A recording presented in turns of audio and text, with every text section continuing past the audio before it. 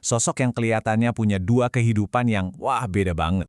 Coba bayangin deh, di satu sisi dia itu raja di Madrid, dipuja-puja, koleksi trofinya banyak, rekor dipecahin terus. Tapi di sisi lain, begitu pakai seragam Brasil, dia jadi kayak pangeran yang dituntut macem-macem, berjuang di bawah tekanan yang gila banget. Nah, biar lebih kebayang, kita bedah satu-satu ya. Kita mulai dulu dari sisi Vini yang jadi raja di Madrid. Gimana sih dia bisa menaklukkan Eropa? Transformasinya ini bukan kebetulan loh. Dulu kan kita kenal dia cuma pemain sayap yang larinya kencang. Nah, di bawah bimbingan pelatih di Madrid, dia benar-benar berevolusi. Jadi penyerang yang komplit, cerdas secara taktik, dan yang paling penting, finishingnya itu jauh lebih mematikan.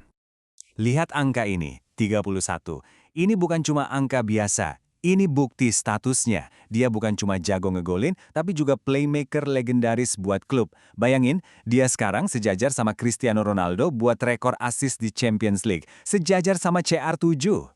Dan buktinya? Ya lihat aja lemari trofinya. 2 Piala Liga Champions, dan dia cetak gol di kedua finalnya loh.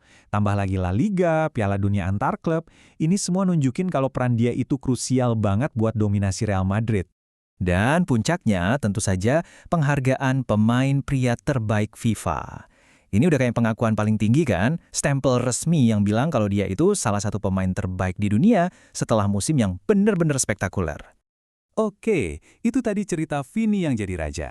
Sekarang kita siap-siap lihat sisi lainnya. Cerita yang 180 derajat berbeda. Gimana nasibnya waktu dia pulang kampung dan pakai seragam kebanggaan Brasil. Di Brasil, nomor punggung 10 itu bukan sekedar nomor. Itu beban sejarah. Itu warisan dari para legenda, dari para jenius kayak Neymar. Jadi ekspektasinya adalah Vini harus jadi playmaker utama, pusat kreativitas tim. Padahal kan itu bukan peran dia di klub, beda banget tekanannya. Dan kritik ini, kamu bukan Neymar, dari seorang mantan pemain timnas, itu nusuk banget. Ini nunjukin inti masalahnya. Semua orang, tim, fans, kayaknya pengen dia jadi fotokopian Neymar. Dan kalau kita lihat datanya, ya angka emang nggak bisa bohong. Perbandingannya antara Vini sama Neymar di usia 25 tahun buat timnas, itu jauh banget. Jomplang. Ini nunjukin betapa besar bayang-bayang Neymar yang harus dia pikul. Tapi, tunggu dulu. Tekanan buat Vini itu ternyata nggak cuma di dalam lapangan. Di luar lapangan, dia juga punya pertarungan lain. Pertarungan yang jauh lebih besar dari sekedar sepak bola. Dia itu jadi target rasisme yang parah banget di lebih dari 10 stadion di Spanyol. Tapi apa dia diam? Enggak. Dia menolak jadi korban. Malah, penderitaannya itu dia ubah jadi sebuah platform, jadi suara untuk melawan rasisme secara global. Dan ini yang keren. Dia nggak cuma ngomong. Aksinya itu benar-benar bikin perubahan. Sampai-sampai ada presiden hukum baru. Untuk pertama kalinya, ada fans yang dipenjara karena tindakan rasisme di sepak bola Spanyol. Itu semua karena Vini berani bersuara. Selain perjuangan melawan rasisme, Vini juga punya misi lain yang datang dari hatinya. Dia mau balas budi ke komunitasnya di Brasil dengan cara melawan kesenjangan pendidikan lewat yayasan yang dia dirikan Instituto Vini Junior. Jadi lewat yayasannya ini, dia seolah-olah menciptakan jalan yang dulu dia sendiri nggak punya. Dia gabungin teknologi, pendidikan sama olahraga buat kasih kesempatan anak-anak di favela.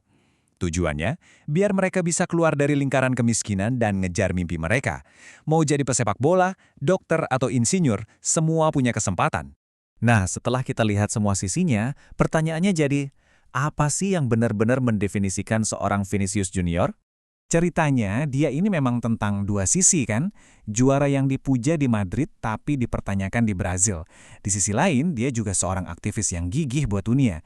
Dan dia menjalani semua peran ini dengan karakter yang sama kuatnya dengan skillnya di lapangan.